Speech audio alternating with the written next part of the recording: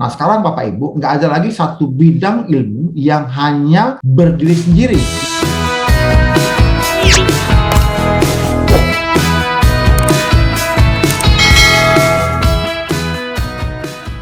Terima kasih Bu Upi, terima kasih Bapak Ibu semua yang sudah hadir. Assalamualaikum warahmatullahi wabarakatuh.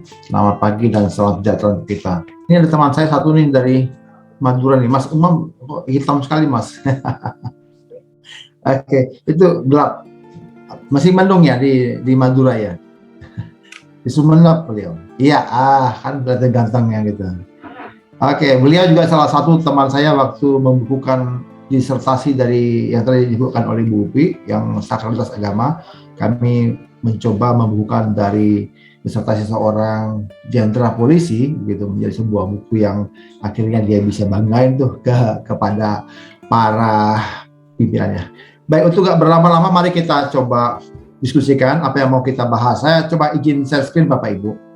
Ya, bicara tentang membukukan hasil riset itu menjadi satu tantangan yang seringkali dihadapi oleh banyak orang. Banyak orang itu berpikir bahwa kalau dia sudah melakukan kajian, menulis riset, maka tugasnya selesai begitu. Padahal kalau kita kemudian melihat buku, itu buku berisi pemahaman luas penulis untuk membaca, memahami maksud penulis secara mudah. Jadi ada dokumentasi yang bisa memberikan semacam ilustrasi kepada pembaca, lebih mudah dia paham. Lalu penulisan disertasi itu berlangsung lama ya. Saya sendiri menulis disertasi kurang lebih berapa tahun, 2 tahun setengah begitu ya.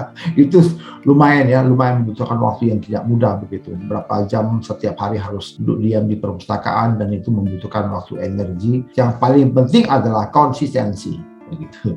Sementara kalau buku itu waktunya bisa lebih singkat. Nah, saya jamin Bapak Ibu ya, saya jamin nih ya, kalau Bapak Ibu sejalan dengan saya jamin nih Bapak Ibu 3 bulan, 4 bulan paling lama, disertasi atau tesis Bapak Ibu bisa kita di dalam buku. Catatannya Bapak Ibu ikut gaya saya, ikut gerak saya begitu. Pasti bisa. Nah, nanti di akhir ini saya akan pilihkan satu orang yang akan kami bimbing menulis risetnya sampai menjadi buku atau menjadi draft buku siap cetak. Artinya masih draft ya. Nanti soal cetaknya beliau sendiri yang mencetak ke penerbit. Nanti saya juga akan bahas tentang penerbit apa yang bisa kita dekati. Tapi nanti di akhir acara ini saya akan pilih satu orang yang memang sudah mengirimkan dia punya calon judul bukunya, karena kalau enggak kan ya kita nggak bisa juga merangkai-rangkai gitu, menduga-duga. Artinya teman-teman yang memang serius yang sudah menuliskan judul bukunya, calon judul bukunya begitu, nanti akan kami pilihkan satu orang yang kemudian akan kita bantu selama paling sedikit 1 bulan, dan paling lama itu nanti selama 2 bulan. Nah, tapi kalau selama 2 bulan itu beliau juga tidak melakukan agenda yang kami minta gitu, ya mohon maaf, berarti kita akan mungkin next time gitu. Tapi intinya tolong gunakan kesempatannya ketika nanti Anda terpilih. Baik, kita lanjutkan. Ada teori dan fakta ini ya. Jadi kalau kita lihat ini, beliau ini Yudo Baskoro ini, saya coba kemarin kutip dari salah satu media, kalau saya nggak salah Kumparan atau Kata Data begitu.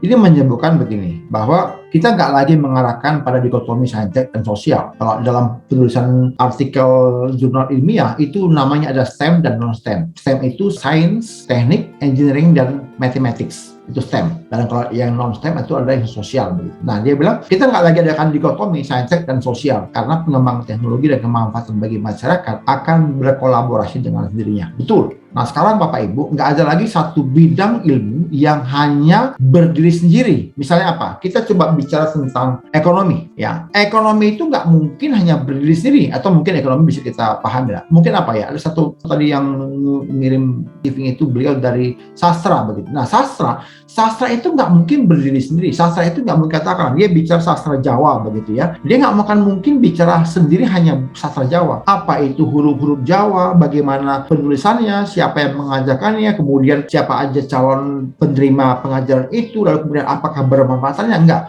Tapi kalau bicara tentang satu bidang studi dari sastra Jawa begitu, maka dia paling tidak akan berhubungan dengan sosial lain, sosial masyarakat atau budaya, atau lebih apa lagi, ekonomi masyarakat. Karena kalau kita bilang sekarang orang menjadi penikmat sastra adalah orang yang juga punya ekonomi yang cukup. Karena bagaimana mungkin dia bisa menikmati satu sastra, satu karya seni sastra begitu, kalau dia juga sendiri masih, mohon maaf, masih mikirin bagaimana makan hari ini. Jadi itu ada kolaborasinya. Bahkan lebih apa lagi, itu akan berkaitan dengan psikologi juga. Orang yang menikmati sastra itu mungkin sekali yang paling sering bergerak itu adalah otak, bukan hanya otak kanan atau kirinya, tapi dua-duanya bisa berkolaborasi. Nah, kita lihat bagaimana di sini semua bidang studi saat ini nggak bisa lagi berdiri sendiri, dia akan berkolaborasi. Nah, jadi ini lihat, ada 4 yang disampaikan oleh Kemenristek BRAIN ya, itu apa? Ada 4 yang mendorong ekosistem riset dan inovasi terintegrasi berkelanjutan. Yang pertama ada produser, ada organisasi pelaksana atau lead bank atau badan-badan riset,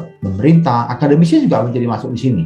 Ya, yang kedua apa? Enablers, satu penguat sistem berjaring seperti kementerian. Jadi ini enablers ini adalah pihak-pihak atau instansi-institusi yang memang akan menggunakan atau memanfaatkan atau memiliki organisasi tadi dia sebagai induknya begitu.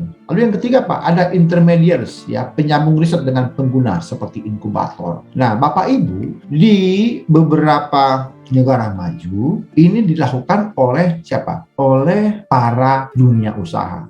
Ketika saya studi di Jepang, saya menemukan beberapa perusahaan-perusahaan Jepang yang top-top itu, dia menggunakan hasil riset para mahasiswa yang ada di Jepang untuk meningkatkan semacam inovasi, lalu kemudian peningkatan kecanggihan dari bentuk-bentuk yang mereka inginkan, misalnya dari produksi mereka, yang akan masyarakat gunakan. Ini terjadi. Nah, di kita masih belum optimal intermediation. Yang keempat apa? Users. Nah, ini yang memang akan menjadi pengguna atau bisa dibilang ini konsumen yang akan menggunakan hasil riset itu. Nah, publik dan dunia usaha. Pertanyaannya, apakah publik kita dan dunia usaha tertarik dengan hasil riset kita? Ini yang perlu kita pikirkan. Kalau tidak tertarik, maka apa yang salah? Apakah riset itu sendiri yang salah? Atau memang membahasakannya yang tidak bisa? Atau belum mampu? Karena hasil riset itu kan bisa dibilang itu mencakup banyak aspek. Artinya, banyak orang-orang melakukan penelitian dari mulai A sampai Z, ya, A to Z begitu. Tapi kemudian banyak sekali hasil-hasil itu yang kemudian hanya berpindah tempat dari rumah, ya kata-kata saya pindah ke perpustakaan. Jadi akademisi kita harus bekerja keras. Bagaimana dia membunyikan hasil risetnya kepada masyarakat. Nah, ini menjadi pelatihan yang tepat buat Bapak Ibu. Kita akan belajar di sini.